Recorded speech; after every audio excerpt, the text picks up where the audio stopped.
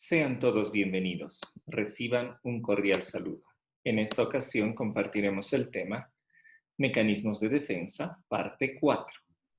Bien, vamos a recordar, como vimos en anteriores videos, que tenemos dos partes a grandes rasgos en nuestra mente.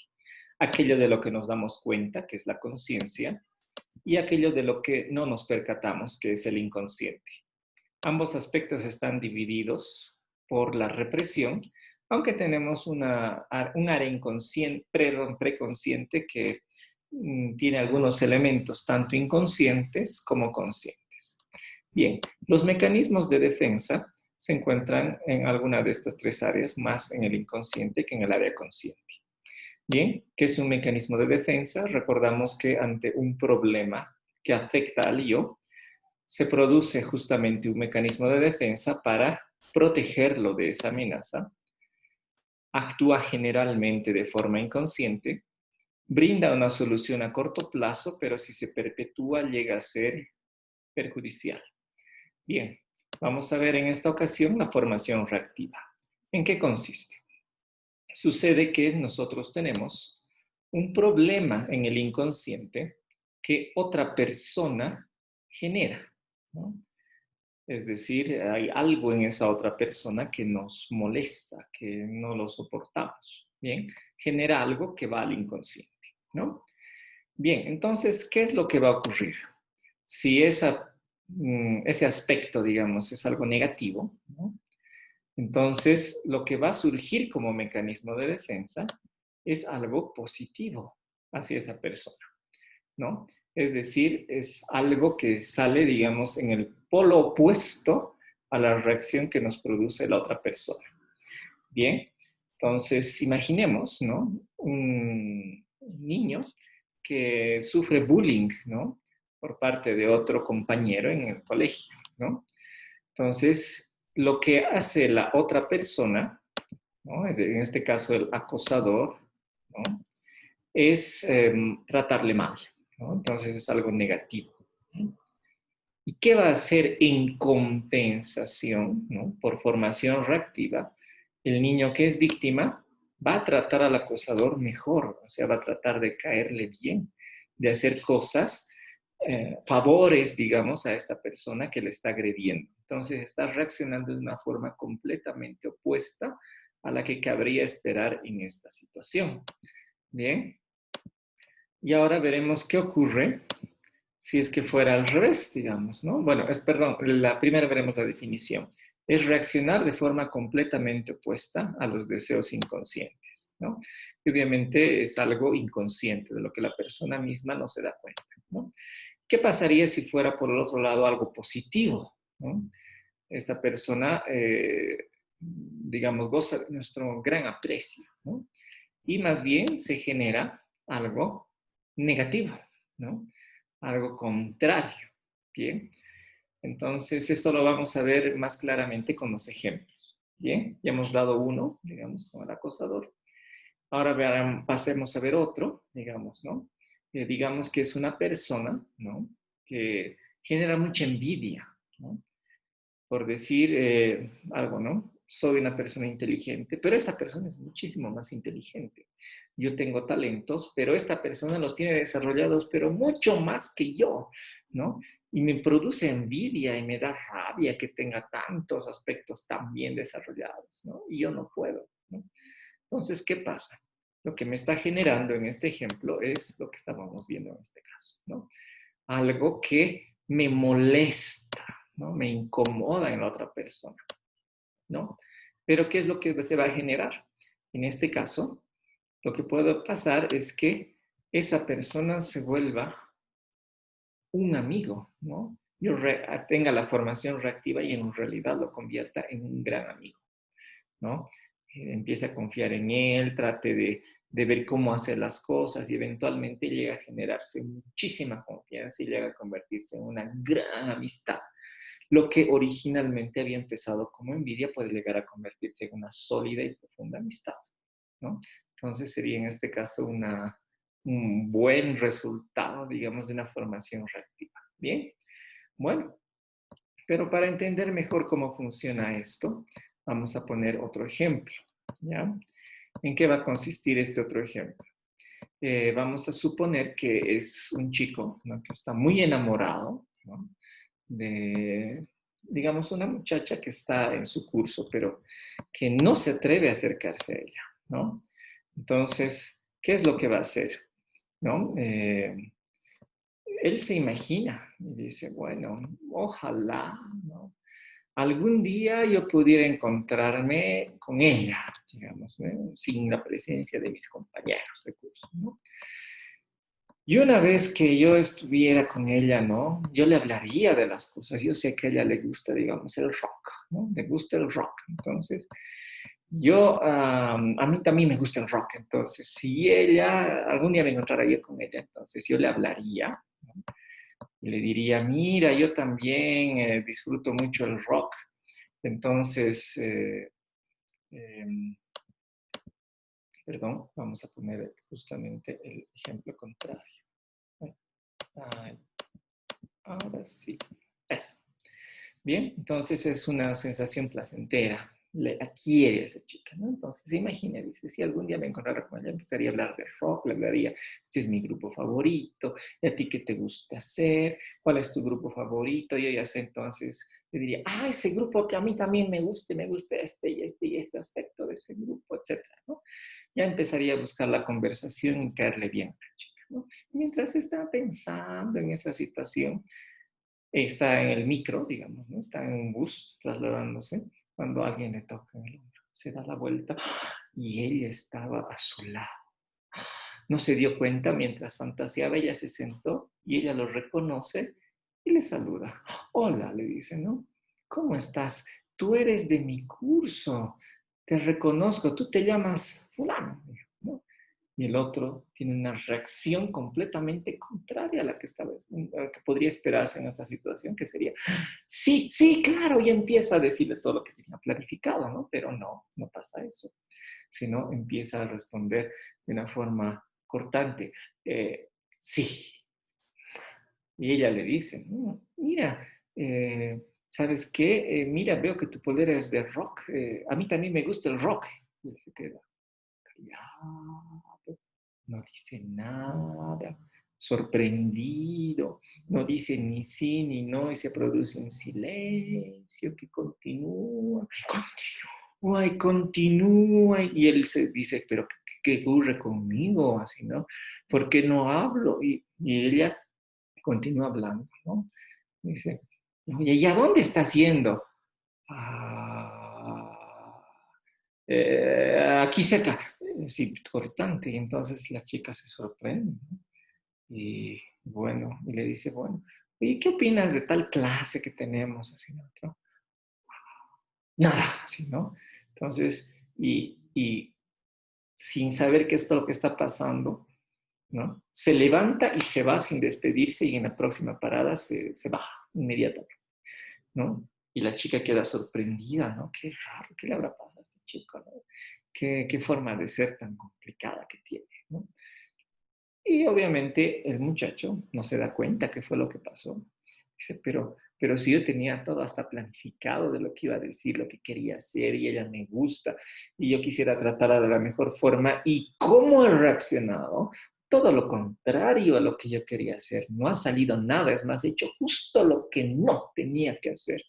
En este caso, actúa la formación reactiva. ¿Qué fue lo que pasó? Pues que seguramente sentía miedo de que, ¿y si hago todo esto? Y de todas formas yo no le gusto a ella, no puedo soportar eso, ¿no? Entonces se activa el mecanismo de defensa y le hace reaccionar de una forma en la que incluso duda de su salud mental, ¿no? Y entonces ante esa situación ya tiene otra preocupación, es decir, me preocupa mi salud mental y después me voy a preocupar de qué ha pasado con ella, pero de alguna forma lo que ha hecho el inconsciente es sacarlo de esa situación de posible fracaso, aunque ha sido una cosa bastante dura, ¿no? Bien, entonces creo que con esto queda claro que la formación reactiva nos lleva a reaccionar de formas completamente inesperadas. Bien, pasaremos a la intelectualización. Bien, la intelectualización, bueno, nuevamente tenemos al problema, ¿no?, que afecta al yo, Entonces produce obviamente una emoción, ¿no? Desagradable ante este problema. Y actúa el mecanismo de defensa. ¿Cómo va a actuar? Pues a través de lo siguiente, va a tratar la mente de convencer a uno mismo de que esa frustración, esa incomodidad en realidad es algo ventajoso, algo que conviene, que sería lo mejor, ¿no? Entonces, la cognición va a tratar de calmar la emoción y de hecho va a tratar de que el problema ya no sea tan grave o incluso pueda desaparecer como problema, ¿ya? Bien, es algo consciente, pero poco a poco, mediante, digamos, mientras más actúa la cognición, puede llegar a convertirse en algo más inconsciente, ¿ya? Entonces pongamos ejemplos, ¿no? Digamos que es alguien que acude a una entrevista de trabajo, ¿no? Entonces, se postula entre varios candidatos a un puesto de trabajo, pero no es elegido, ¿no? Escogen a otra persona. Y entonces, obviamente, eso le va a producir una sensación de tristeza, de pena, ¿no? De no haberlo logrado, ¿no? Y por otra parte, se va a tratar de convencer diciéndose, bueno, pensándolo bien, es mejor no haber conseguido ese trabajo, porque en este momento yo estoy estudiando y más bien me voy a concentrar más en los estudios. Además, ese trabajo va a ser muy estresante y entonces iba a estar estresado, me iba a faltar tiempo para estudiar, aunque ahora en este momento hubiera mejorado mi bolsillo, pero hubiera incidido en mi formación futura. Entonces, creo que es mejor que no haya conseguido ese trabajo y que por el momento me dedique únicamente a estudiar y concentrarme en estudiar y nada más que en estudiar. Entonces mi frustración va bajando, ¿no? Y entonces esa es una forma en la que actúa la intelectualización, es decir, tratar de darle un giro racional que explique mejor mi situación.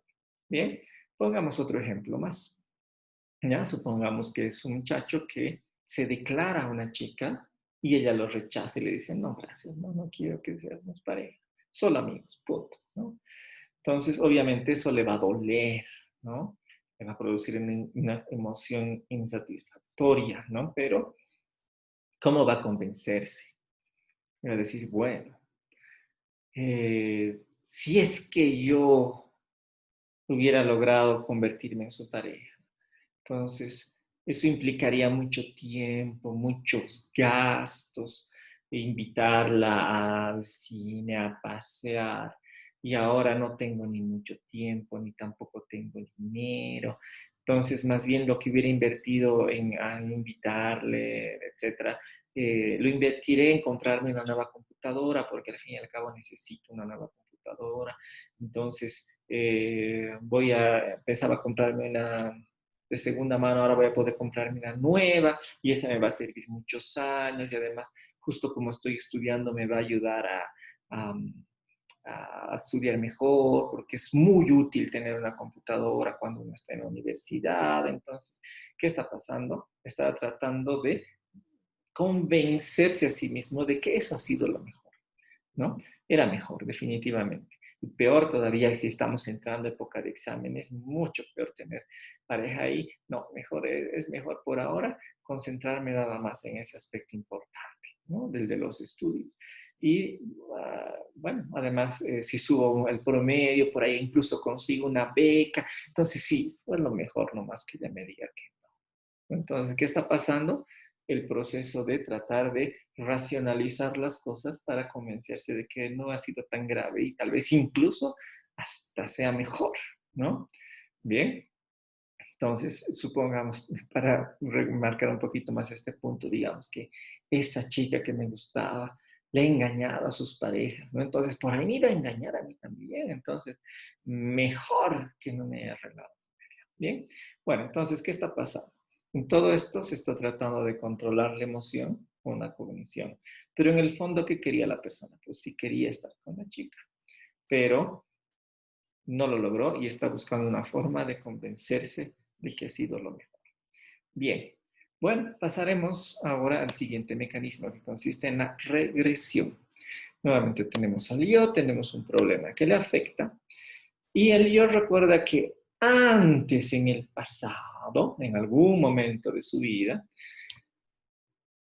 había una época en la que no tenía ese problema, ¿no? Y lo que va a hacer el yo es tratar de regresar a esa etapa en la que ese problema no estaba presente, ¿no? Y de esa manera, volviendo a la etapa del pasado, ya no tener que preocuparse de esa situación. Bien, entonces, pongamos el caso de una familia, ¿no? Donde hay digamos, un niño de unos 2, 3 años y nace su hermanito menor, ¿no? Entonces, ¿qué va a pasar? Era un hijo único, ¿no? Tenía la atención de los dos papás y ahora aparece el hermanito y ya no tiene la misma atención que antes, ¿no? Entonces, digamos que estaba hablando muy bien, estaba hablando de forma fluida y de repente empieza a hablar como si tuviera 1 año y medio, retorna, digamos, ¿no?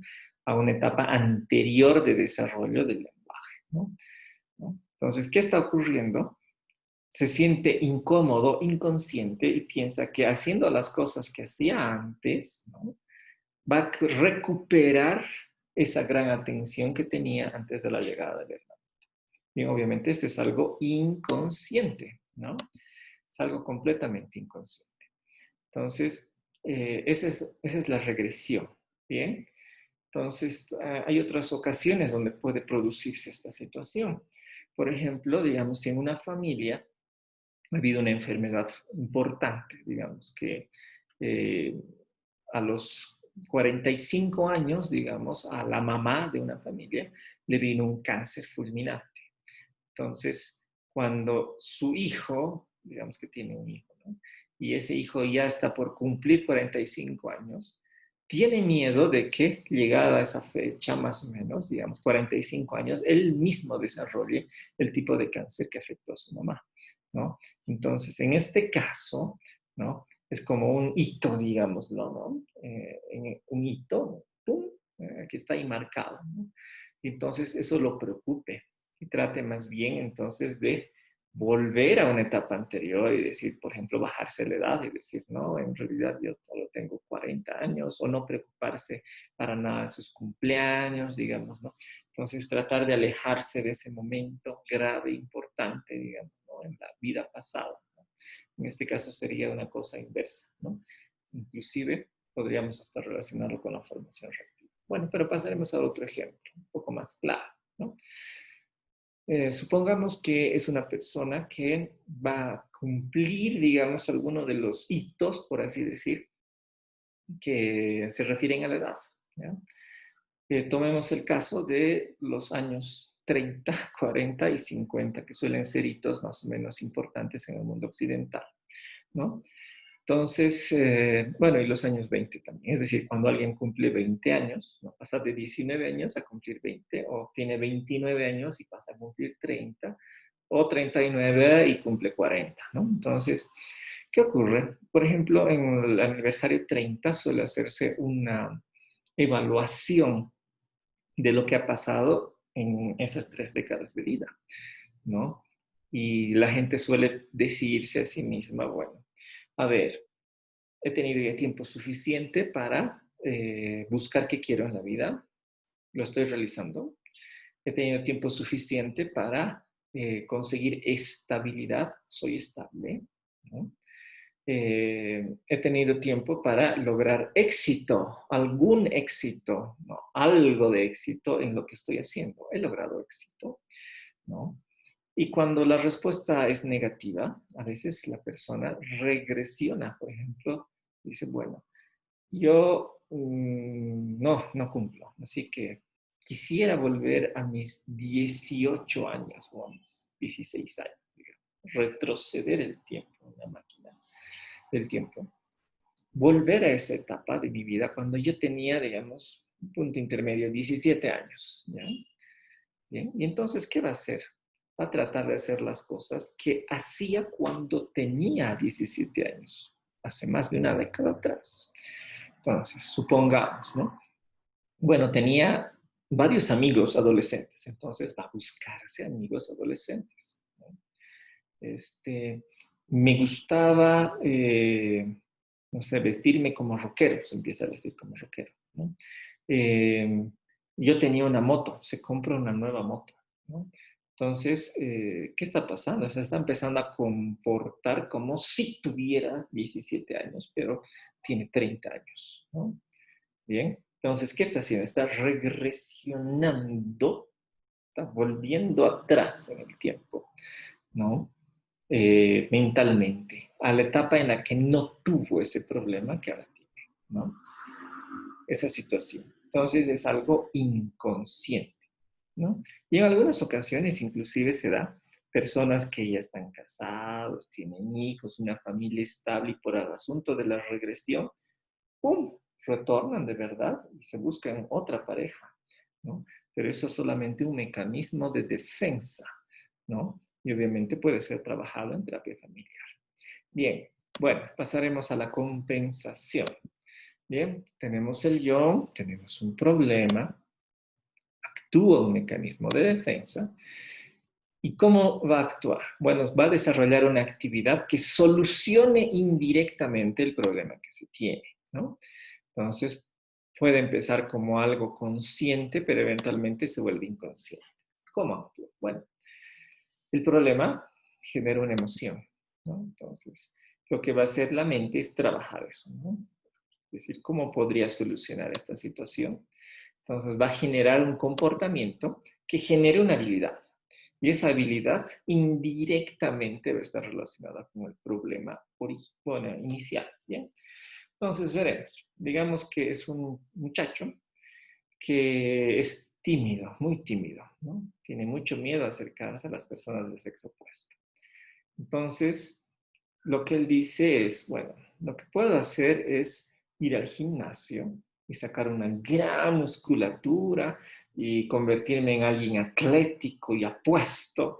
Y entonces, en lugar de ir yo a buscar a las chicas, voy a esperar que ellas vengan a buscarme a mí, ¿no? Entonces, ¿qué está pasando? Está concentrándose en generar un físico atlético, ¿no? Un gran físico y espera que ese físico atraiga a las chicas y de esa forma no está trabajando la timidez, pero está de alguna forma indirecta compensando esa inseguridad. Es decir, me siento inseguro porque no me siento atractivo, ahora voy a ser atractivo, mi seguridad mejorará, ¿no? Y ahora no tendré necesidad de ir a buscar chicas, sino ellas van a acercarse a mí. Es una forma indirecta. El problema está ahí, ¿no? En parte puede que se solucione algunos aspectos del problema, pero el problema permanece, ¿no? El verdadero problema en este caso es la timidez. Y la timidez en este caso no ha sido resuelta por el momento. Bien. Bueno, y por ejemplo, otro ejemplo de compensación podría ser que alguien, ¿no?, diga, bueno, yo voy a estudiar psicología, pero ¿por qué voy a estudiar psicología? Porque en realidad yo sé que necesito tratamiento, ¿no? Lo que debería hacer es, eh, bueno, sé que tengo un problema en esto y en esto, y sé que eso puede tratar un psicólogo, pero no, me da miedo ir al psicólogo.